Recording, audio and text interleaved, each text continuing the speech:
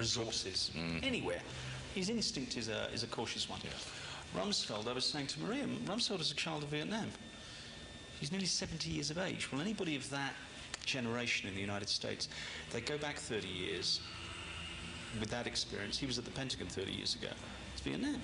All right? Imagine that. Are we okay? You're just about the only person that I still write questions for, because I feel I need to get my thoughts organised when I come to Colombia. Because well, I don't know, but you know, I believe in conversations. You know this, Yes, because you're better at this than I am. No. But I believe in conversations. But I did write some questions this morning because I think the situation's got so complicado, but we have to make it intelligible. And thanks again for seeing us. Look, I mean, the crisis in your country is really coming to a head, isn't it? You've got the Americans on one side gearing you up for war, you've got the guerrillas, you've got the paramilitaries, you've got the drug traffickers on the other side, and you're in the middle. Yes. Where does that leave you? No, I think that in the case of the peace process, I think that after 2 years, even the perception from the outsiders is that we have advanced a lot. In the case of the FARC, 2 years after we have a peace process that is going forward, we are sitting on the table of negotiations. We have a 12-point agenda. And I think after our last meeting in Los Pozos, we have some new steps and some new things that are going to be put into the process that I think is going to be very important for the process. For example, inviting the European Union to the demilitarized zone. Trying to, in the next 2 weeks, create what we call the personalities of Colombia that are going to recommend to the table humanitarian agreements, kidnapping, avoiding the use, for example, of gas cylinders, attacking the infrastructure. We agree in Los Pozos for the first time to start conversations on ceasefire and hostilities. That's the first time that the FARC had agreed on that. So I think that we have now new elements that are going to put forward the process, and we are going to work very hard with the FARC in the table of negotiation to start signing agreements on the points that we agree on the agenda. Not easy for you. Do me a favour. Can we say guerrillas or whatever form of words you're comfortable with instead of the FARC? Because abroad that throws people completely. I'm sorry to sort of say that. The insurgent groups? Okay. Just guerrillas or whatever you're comfortable with. Okay. What drives the president of a country to go into the jungle to negotiate with the enemy? I mean, how desperate is this? I've said that I was elected to do peace in Colombia, and we are doing everything that is in our hands to try to achieve peace in this country. I've said that I have done everything that is possible, even the impossible, to try to get a peace process going forward. But what's the motive? Is it despair with the status quo? I think first, is it desperation or? No, I think that I always said that we start with the insurgents group, with his leader, with Marulanda, this peace process. And if we are in difficulties, I think that he, as leader of the guerrillas, and myself, are the ones that has the responsibility to push the process forward. And that's what happened in Los Pozos. I met with the guerrilla leader, Marulanda, for 6 or 8 hours alone, and talking very straight of what was happening in the peace process. And I think that is very useful for the process, to see the leader of the guerrilla with the president of Colombia. Okay, what things have we've done right? Which one need to be corrected? How can we push this peace process forward? And we were talking always with Manuel Marulanda. We've been talking straight forward on the problems and the good things that we have done on this peace process. Let's look at those images from these talks. I mean, there you are with this man, Manuel Marulanda, tiro fijo, commander sure shot. Tell us about this man. Well, he's a very pragmatic man. He's a man that is really as a real campesino colombiano, peasant, a real peasant of Colombia. He has been involved in this conflict for more than 36 years. What makes you think that you can really do business with him? I think that different things that had happened in the process. First of all, I think that we now establish a relationship of confidence.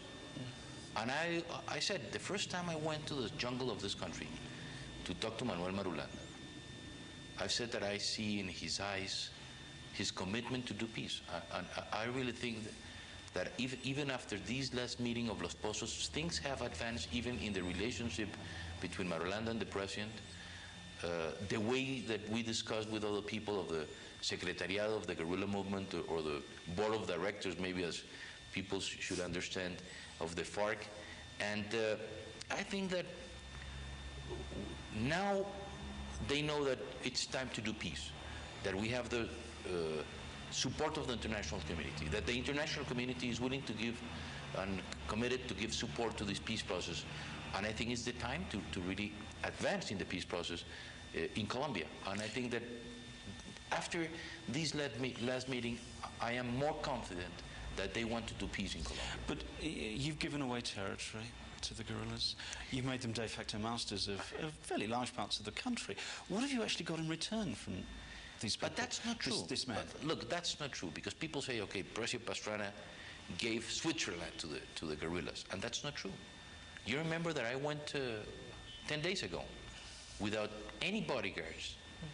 I think it's the only part of Colombia I have been without bodyguards in the detention or the demilitarized zone. And I went there, why? Because as president of Colombia, I have the responsibility to talk to my people, and I went there to 3 of the 5 municipalities of the demilitarized zone to talk to the people. Okay, but you ask them what's happening here. But even if they have accusations to the guerrilla, and I think it was very important, and it was an excellent exercise as president of Colombia to have this direct contact. And then I think another way saying that, okay, the president of Colombia, I went to San Vicente Caguán with my airplanes, with my bodyguards, with my policemen, with my militaries. I stayed to sleep in San Vicente Caguán, saying, okay, Colombia, it's one. And one of the things that is very important in this peace process is that we have never discussed, even it's not on the table and it's not in the agenda, the integrity and the support of democracy of Colombia. Okay. That's something that we start with. But you have made serious concessions to the guerrillas. You have given them territory. What have you got in return? The suspicion is the guerrillas are simply biding their time. They're arming themselves. They're using but you have to see what we have in return. Negotiations. We are in the table of negotiations with the FARC.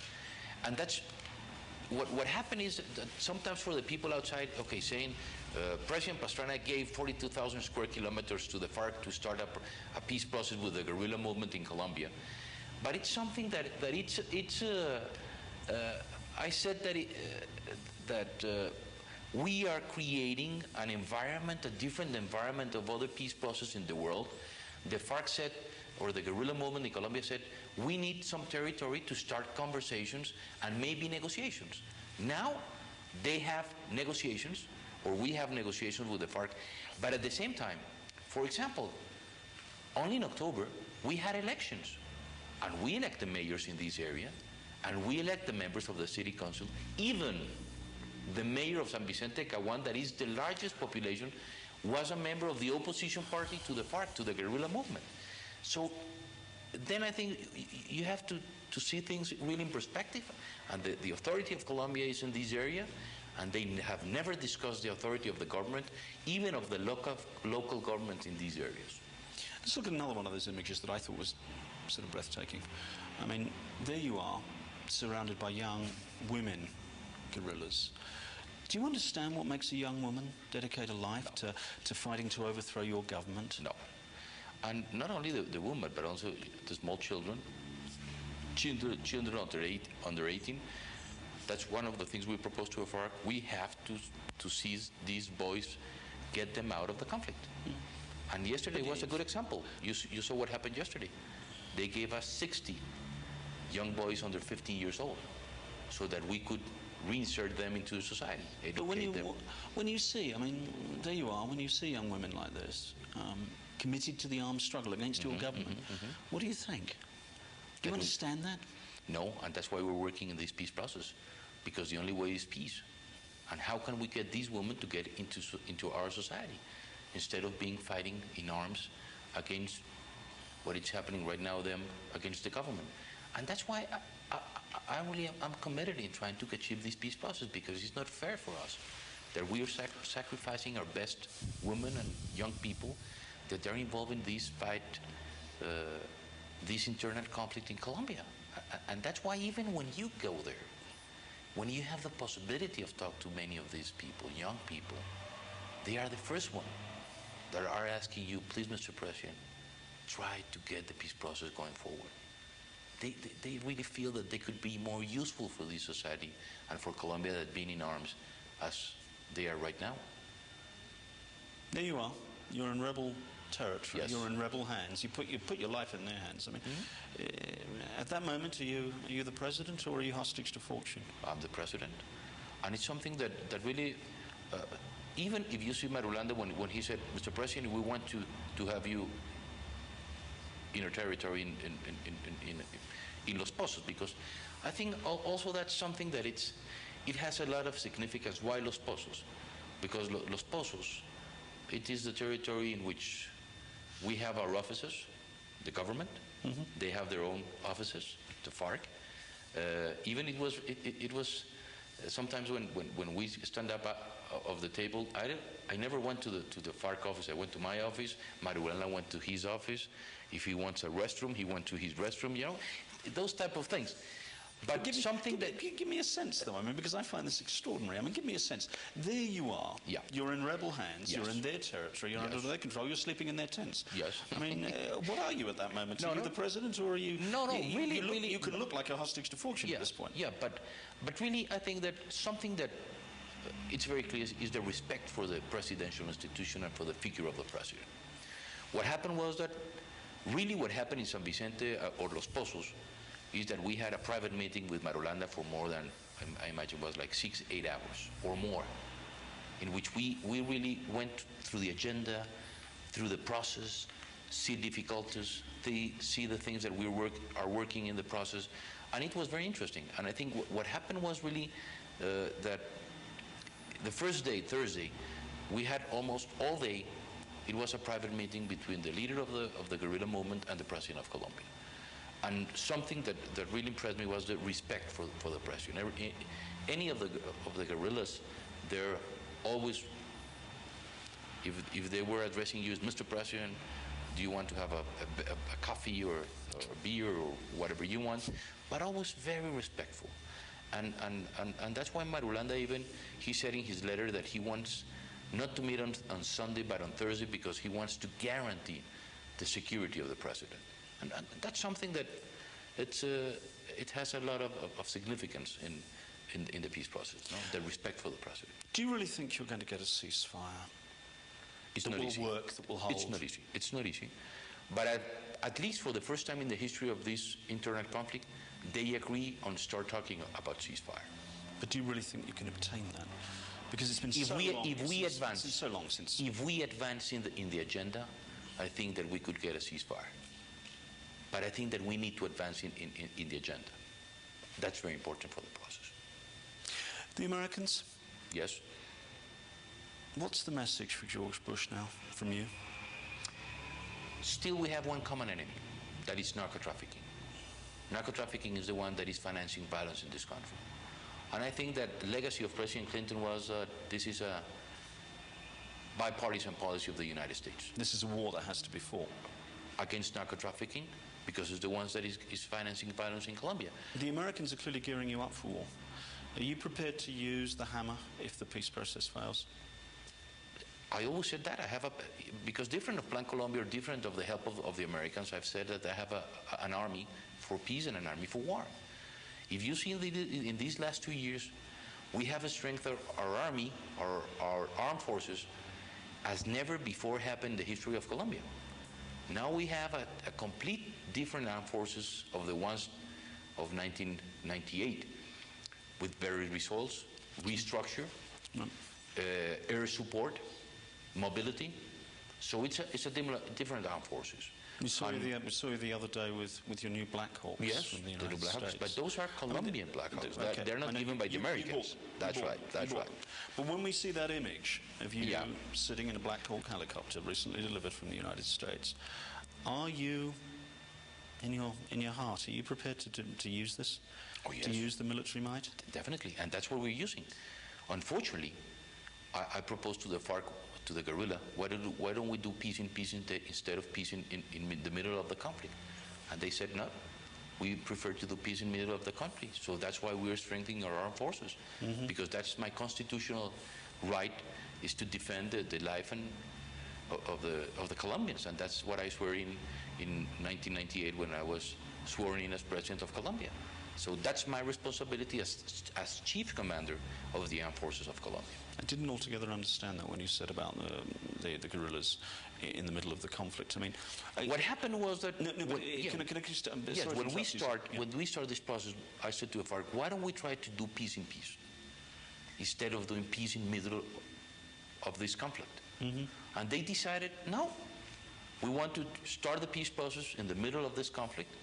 And that what happened is that we have the demilitarized zone, but outside of the demilitarized zone, we are fighting against the FARC or the ELN or the insurgent groups or the paramilitaries. So the only part of Colombia in which we don't have military operation is in the demilitarized zone. The rest of Colombia, we are acting as always and using all the strength of the armed forces of Colombia. Can the Americans make a difference in this war? I mean, are the battalions that the Americans are now training?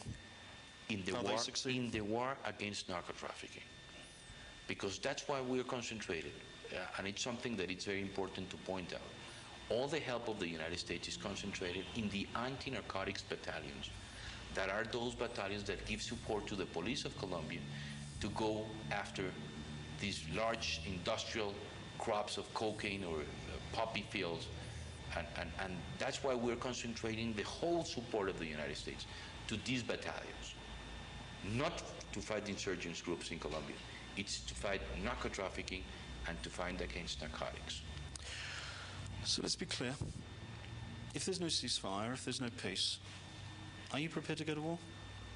Because that's where the Americans are clearly pointing you. Yeah, the problem is that you have to understand, because maybe in Colombia, they asked me the same question in a different way. They asked me, Mr. President, do you have a plan B? Okay? And what's my answer? I said, I am applying plan B. Because if we have been in war, or if we have been in this internal conflict for the last 36 years, for the first time seriously, we are in a peace process. So that's plan B.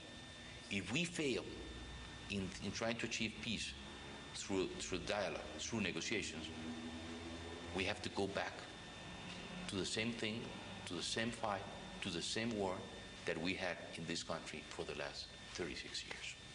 Paramilitaries, the paramilitaries, I mean, people abroad get very consumed by this. I mean, the paramilitaries, are you serious about taking them on, about bringing them to justice, or is this window dressing? So that's the worst cancer in this process. Because, as I've said, we are fighting paramilitaries not because they are asking us to. We are fighting the paramilitaries because conviction of this government. And I think that we have advanced a lot. But we need to do more. The suspicion is... But we need to also to create conscience in the Colombian people that that's not the way of solving our problems. But the suspicion is that the paramilitaries wouldn't exist without the government and the army. No. The paramilitaries wouldn't exist without the guerrilla, because they said that they are a movement that was born because we have guerrilla in this country. So that's not a state policy. By the contrary, I think that we have been so tough with the paramilitaries, and you can see the results. For example, right now in the jails of Colombia, we have more paramilitaries in the jails than guerrillas. We have captured, in this first month of this year, more paramilitaries than guerrillas. If you see, for example, all the reforms that we have done, even inside the armed forces, to try to fight what is happening in the armed forces and in other institutions of this country. Because Autodefensa of Colombia, or the paramilitaries, or as we call them, the vigilantes, okay, maybe there are some people, some members of the army, that could be involved with paramilitaries, but it's not the military institution or our armed forces. An example, after the reform we did in the internal reform of the armed forces of Colombia, we threw out of the army, we bring out of the army 388 officials and sergeants and other type of members of the armed forces, showing that we are really committed in fight corruption, militaries that are involved in or have some links with paramilitaries, and other things that could happen in the army. But for the first time, we now have the possibility of start working and start attacking directly the government, the corruption, and maybe the links that could happen inside our own army. You optimistic? Yes. You've got to be optimistic. Yes. I mean, you've committed everything on this peace process. Everything. I mean, isn't the danger that the guerrillas simply bide their time, they rearm themselves, they spend the drug money they're generating? But at the end, we will know if they're really committed or not in this peace process. Now we have the full support of the Colombian people to the process. Now we have the political supporting what we call the National Front for Peace Against Violence. We are inviting the skeptics, the people that don't think that the process is going forward, to go to the area, to talk to the insurgents, to talk to the members of the government. I think, as I said before, we have done everything that is possible and impossible to try to achieve a peace process in this country. Now I think also they have to show the Colombian people, they have to show the international community also that they are committed in this peace process. And if they don't? We will go back to what happened in this country for the last 36 years, this internal conflict. War. Unfortunately, that's why we're doing, and in my case, I'm trying to do everything that is in my hands to try to achieve a political solution to this internal conflict in Colombia. It's an excellent interview, sir. The one thing I don't think I heard from you is that extraordinary element out there. And you're a very patient man with me, but try and give me a sense. What's it like? You're sitting out there in their territory, in their hands. You place yourself in the hands of the rebels. Yes. Yeah. But yeah, because that's the perception of when people saw the president of Colombia, coming down from his airplane and immediately surrounded, or down of his helicopter, surrounded by the insurgent groups. But I think that you have to do everything that is in your hands to really try to achieve peace in this country. And this is the second time, because really what happened on May of 1999, I think the peace process, was in a worse situation than the one that we had this year. And I think that... Is there much to talk about? It's what are you two men talking about beyond the peace process? I mean, is this someone that you sit down with overnight as you're stuck out in the jungle there and you're in rebel territory? And is this somebody that there is something to talk about? Oh yes, no. I think that, for example, in our conversation I think that I divided into one, that it's the first day we were really concentrated in the peace process. Okay, what is happening, and how can we arrange problems inside the process? But for example, on Friday, when our people were working on the communique, or the press release, it was very interesting, because I started talking to Marulanda about how the FARC was born, why it was born, why he was in this conflict for so many years.